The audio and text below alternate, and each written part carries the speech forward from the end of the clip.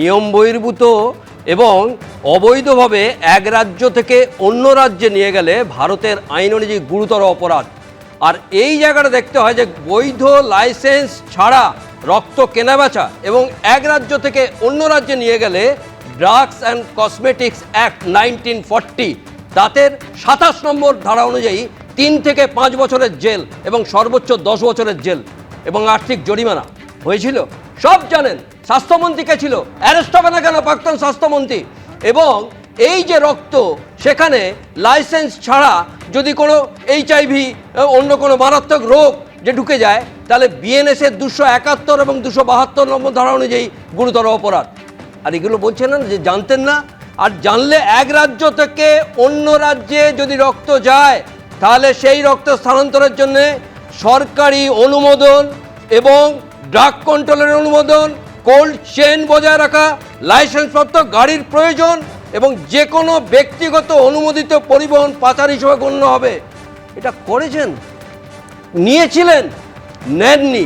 প্রত্যেকটা জায়গায় আর কোনটা পাচার বাকি ছিল গত 15 বছরে? শুধু বালি, আজকে গরু, এগুলো নয়, এটা জীবন। রক্ত দান মানে জীবন দান। সেই জীবনটাকে পাচার করে দিয়েছেন।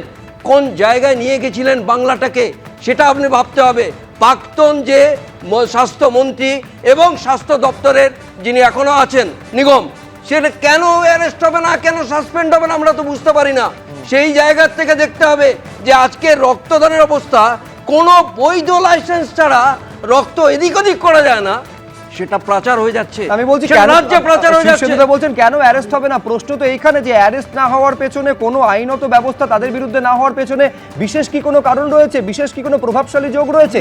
নিশ্চয়। হ্যাঁ, আমি বলতে চাই শীর্ষেন্দুবাবু যেটা বললেন একদম স্বাস্থ্য ভবন যুক্ত এর সঙ্গে। আগের সরকারের অনেক কর্তা ব্যক্তিরা এর সঙ্গে যুক্ত, এ নিয়ে কোনো সন্দেহ নেই। কিন্তু এটাও মনে রাখবেন, যখন সূর্যকান্ত মিশ্র রাজ্যের স্বাস্থ্যমন্ত্রী ছিলেন, তখন ওই সারদা কিট কেলেঙ্কারি হয়েছিল। একইভাবে ব্লাডের ফলস, মানে যে কিটগুলো দেওয়া হয়েছিল বিভিন্ন সরকারি হাসপাতালে কোনো সাপ্লায়ার থেকে, সেগুলো সব জাল কিট ছিল। সেই শাস্তিও আগের সরকার দেয়নি। 15 বছর ধরে তারা সরকারে ছিল, কিন্তু সূর্যকান্ত মিশ্রের সময় সেই সারদা কিট কেলেঙ্কারির নায়কদের ব্যবস্থা হয়নি। কিন্তু এই সরকারে ব্যবস্থা নেবে। এই যে লাস্ট যে স্বাস্থ্য ভবনের ঘটনাগুলো, যে নিগম আছে, যেরকম জায়গায় দুর্নীতিটা গিয়েছে, স্বাস্থ্য দপ্তর কার্যত যেভাবে ঘুঘুর বাসায় পরিণত হয়েছে, বর্তমান সরকারের কাছে একটা বড় চ্যালেঞ্জ সেই ঘুঘুর বাসাটাকে ভাঙা। কিন্তু আমি এইখানে প্রদীপ চট্টোপাধ্যায়ের কাছে আসবো। দেখুন, রক্ত ভিন রাজ্যে পাঠানোর মধ্যে কোনো অন্যায় নেই, কিন্তু তার একটা নিয়ম রয়েছে। রক্ত বাড়তি যদি হয়, সেক্ষেত্রে প্রথমে স্বাস্থ্য ভবনকে জানাতে হয়, তারপরে কেন্দ্রীয় স্বাস্থ্য মন্ত্রককে জানাতে হয়, তারপর পাঠানো যায়। এক্ষেত্রে প্রশ্ন হচ্ছে যে সবাইকে সব টাকায় অন্ধকারে রেখে এইভাবে কোটি কোটি টাকা রক্ত বিক্রি হয়ে গেছে, পাচার হয়ে গেছে। তার মধ্যে যারা দর্শক, আমি জানি যে যারা এই মুহূর্তে এই অনুষ্ঠান দেখছেন, তাদের নিজেদের পরিবারের বা পরিচিতদের কেউ এই ধরনের পরিস্থিতির সম্মুখীন হয়েছে যে রক্ত জোগাড় করতে না পেরে তাদের হয়তো অনেক পরিচিত, তাদের আত্মীয় বিয়োগ পর্যন্ত হয়েছে। এর সঙ্গে যোগ করুন সেবাশ্রয়তে, যেখানে একজনের ছোট্ট শিশুর হাত চলে গিয়েছে, একজনের পা চলে গিয়েছে। এই অবস্থায় কার্যত কেউ কিচ্ছু জানতো না, আমাদের রাজ্যবাসীকে কার্যত গিনিপিগ করা হয়েছিল এতদিন। প্রতিভা না, আপনি বললেন যে সব জায়গায় অন্ধকার করে, আমি বলছি হয়তো ক্যামাক স্ট্রিটটায় আলোকিত করে জানা থাকলেই সব জানা হয়ে যেত।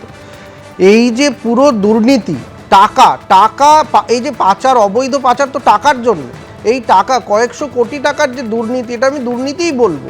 যে অবৈধভাবে ব্লাড অন্য রাজ্যে পাচার, এই যে চক্র, এই যে সিন্ডিকেট, এইগুলো রমরমিয়ে চলেছে এই রাজ্যে একমাত্র এই তৃণমূল কংগ্রেসের যে সরকার ছিল, তাদের মানে একদম ইচ্ছাকৃতভাবে তারা এটা রাজনৈতিকভাবে করেছে, যে যাতে করে এই ধরনের সিন্ডিকেটগুলো রমরমিয়ে চলতে থাকে। আমি বলছি সাধারণ মানুষ, একটা সাধারণ মানুষ আজকে কিডনি যদি তাকে হয়, তাকে ডোনার জোগাড় করতে হয়, আজকে ব্লাড দিতে গেলেও তাকে ডোনার নিয়ে আসতে হবে। মানে কোথায়, তাহলে আমরা কোথায় যাব? সাধারণ মানুষ আজকে একটা ব্লাড দিতে গেলে যদি তাকে ডোনার নিয়ে আসতে হয়, এর থেকে খারাপ বেহাল চিত্র আর কোনো স্বাস্থ্যের হতে পারে না। আমরা এই রাজ্যেই দেখেছি কিভাবে মানে করোনার সময় ভ্যাকসিনে জল মেশানো ছিল, সেটাও তৃণমূল কংগ্রেসের সাংসদদের জড়িত ছিল, অভিযোগ উঠেছিল। আর এখনও কিন্তু আমি আবারও এর আগেও বলেছি, বারবার আবারও বলছি যে যা হয়েছে সেটা এই সরকার যখন আলোকিত করছে, তদন্ত করছে, এই যে ভেতরে যারা রয়েছেন তারা যেন পার না পেয়ে যায়। এই সিস্টেমটা যারা চালাতেন তাদের আজকে হয়তো কেউ আজকে এখনো 10-15 বছর চাকরি আছে, তারা যেন পার পেয়ে না যায়। এরা হয়তো ন্যূনতম 2-3 দিন চুপ করে থাকবে, কিন্তু আবার এই সিস্টেম তারা যেন পার পেয়ে তারা যেন না যায় এইটাকে নিশ্চিত করতে হবে। দেখুন, আমি আপনি রক্তটা দিই এইটা ভেবে যে আমাদের রক্ত কোনো একজনের মুমূর্ষুর প্রাণ বাঁচাবে, কিন্তু আলটিমেটলি সেই রক্ত একটা অনৈতিকতার কাছে টাকার বিনিময়ে অন্যত্র পাচার হয়ে যাচ্ছে না তো? আজকে এই ছবিটা সামনে আসার পর বড় হয়ে দাঁড়াচ্ছে সেই আশঙ্কা। এবিপি আনন্দ, এগিয়ে থাকে, এগিয়ে রাখে।